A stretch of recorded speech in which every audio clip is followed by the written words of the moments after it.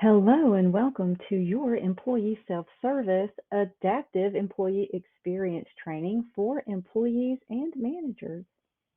Today, we will be talking about expectations for logging in for the first time, creating a password and challenge question, accepting the terms and electronic signature agreements, how to add the app to the home screen of your mobile device, and return logins.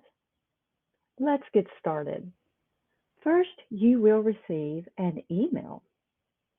This email comes from threadhcm@myisolved.com. There will be a nice warm welcome. It will also contain instructions. Inside of the body of the email, you will find a URL as highlighted on the screen. You will also find very important instructions about your authorization code and PIN, which is the last four digits of your Social Security number, and information about your username, which is your email address. Once you've selected the hyperlink beside URL, you will navigate to a page that looks very similar to this. The identity confirmation number, also known as the authorization code and PIN, is the last four digits of your Social Security number. You will create a password. This password is 12 characters. It must contain both lower and upper alpha, at least one number, and at least one special character. You will also select a challenge question from a drop-down pick list, and we will visit this a little bit later in the video. You will then create a challenge answer and confirm that for the question that you've selected. You may also enter your mobile number just in case you wanted to receive a code if you've ever forgotten your password, so that you can very quickly create a new password. After you've completed all of the required fields as marked with an asterisk to the left, you would then select Continue. Accept the terms and electronic signature. If you select that you decline, that means you are not agreeing to the software terms. So we would kindly ask you to go ahead and select Accept. That way you can continue to use the app for your pay stubs and W-2s and seeing other important information. If you are on your phone when you create the account, it will automatically log you into your iSolved app. This is not a typical app, so we're not going to the Play Store and we're not going to Apple Store to download this app. Highlighted at the bottom of my phone simulator, I see to install this app, tap this icon and then add to your home screen. It will drive you then to your settings page where you could select Add to Home Screen and hit the plus sign. This will take you through adding the app to your home screen. Your individual devices may behave a little differently, and that's okay. In the future, when you touch the app, it will open up the login page. This is where you will enter the username, which is the email address. After entering the username, you will then enter your password and select the word Next to get logged in. For training purposes, we are using the laptop. Employees who punch in and out throughout the day to record time worked, select the pink clock icon, and then select the lightning bolt, which is the quick punch. The system is intuitive enough to understand if you are punched in or punched out. Here, I punched in at 1:20 p.m. on April 6th. I will select the pink punch button. Now the system shows that I am out at 3:14 p.m. on April 6th. I can also see you are punched out. When I am finished, I will select I'm done. John realizes that he did not punch out for the day, yesterday. Finding the pink clock icon, we will select the missing punch icon. This kind of looks like a raffle ticket. When selecting the missing punch icon from the clock icon, we must select the correct day. Yesterday, 4/5, I forgot to punch out, and then I would type in what time I forgot to punch out. Something extremely important that I always do is add my notes.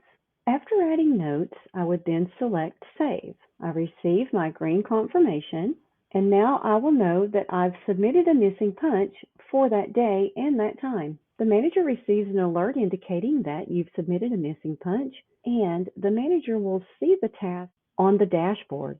You may navigate to the time card from the time and attendance tile. Selecting time card, this is where I am able to see an overview of my time card by pay period, by the week, or by the day. You may go back and forth through your time card with the back and forth arrows, or you may stay within the pay period. The left side of the page provides a summary of hours that I've worked and if I have an alert. And I do, I have one missing punch alert. Scrolling to the 5th, I would be able to see that I have a missing punch. We understand that we've submitted the missing punch. Therefore, when the manager approves, it will auto-update. However, if I had worked on another day, Sunday the 2nd, and I select Sunday the 2nd, I have a missing punch button from the time card. Selecting missing punch, I will notice that I did not have to enter the date. It is user preference, but you may want to do submit missing punch from the time card because you do not have to enter a date. I will enter the time. So maybe I started at 7:00 a.m. that day, and then I will put in my notes. Next, I will select Save and receive my confirmation. I have submitted my punches. Selecting the home icon, it will drive me back home. For employees creating quick punch, the lightning bolt, and submit missing punch, the one that looks like a raffle ticket, those are the two icons that you will use. Employees who edit their own time card may do so by navigating to the time and attendance tile and selecting time card. Select the drop-down arrow beside Add Record. There are two options. One is to enter hours duration worked. We will begin there. Selecting the word hours, entering the start date, entering the start time, and entering in the hours duration. The end date and end time will auto-populate for you. This will be a normal punch type. You may add notes if you wish. After saving, the system will auto-populate your in and out punch for you. The second option is to select the drop-down arrow and then select the word punch. Select the date, select the time. This is a normal auto punch in or out. Normal auto is a way the system knows when you are punching in or out through automation. Therefore, this would be a type normal punch mode auto, meaning the system automatically knows if you are in or out. You do not have to select job or department. The system understands which department and what job you are doing at the time. Verifying the time card is extremely easy by selecting the gray icon with the minus sign. Select the radio button beside the word employee. When the verification process requires both the employee and the leader to verify the time cards, you may see a yellow circle with a white check mark. Once the leader also approves the time card, you will see a green circle with a white check mark. Now we will go over your calendar and requesting time off. From the time and attendance tile, select My Calendar. You may view the calendar in a month, a week, or day. The week view gives a very clear indication of any time off that you have on the calendar. When using the month view, you will see the 10th is my planned time off. Notice that time card, My Calendar, and time off are tablatures at the top of the page, which you can navigate through without needing to go back to the home page and selecting the items from the tile. They are displayed at the top for you. To select time off, select the time off button. When using a phone, you will see only the plus sign. Select the absence policy from a drop-down pick list. You will see available hours. Select the from date and select the to date. Enter the time when your time off will start. Select the hours per day. If I selected 4 hours, my manager would know that I'm asking 4 hours beginning at 7 o'clock in the morning. My manager would expect me to report to work that afternoon. If I entered a start time of 1 p.m., my manager would expect that I would be off in the afternoon, but report to work in the morning. After selecting the appropriate start time and the appropriate hours, you may enter notes and then submit your request. You will receive a green confirmation that you successfully requested time off. You will find the upcoming time off, and under pending request, you will see the hours that you've requested. View More expands so that you can see each day for the request. Beside pending is an ellipsis containing actions, where you can delete a pending request. Employees do not manage approved requests. A manager may edit or delete an approved request for you. The Details button expands to reveal how you may accrue a particular absence policy for your accrual plan. Close will bring you back to the time off page. Holidays may also appear on the right side of the screen. Navigating back home, I would then see the Pay and Tax tile. Selecting Pay History allows employees to see an overview of the current pay period, go back through prior pay periods, and even go back through prior year. Employees may download one pay stub at a time using the Download Pay Stub button.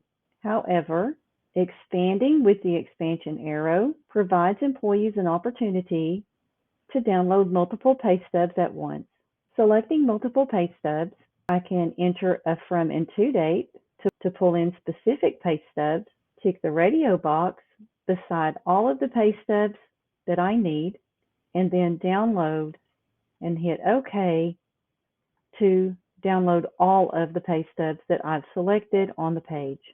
The Year-End Tax Form tab provides an opportunity to select W-2, select OK, which will download the W-2. The Direct Deposit tab allows employees to view details about the direct deposit accounts we have on file. Selecting the ellipsis at the top right corner provides an opportunity to review your profile. The profile is extremely important because this is where you would go if your phone number changed. You may update password and the security challenge question by selecting the word change. This concludes the Adaptive Employee Experience Training video. Thank you for watching.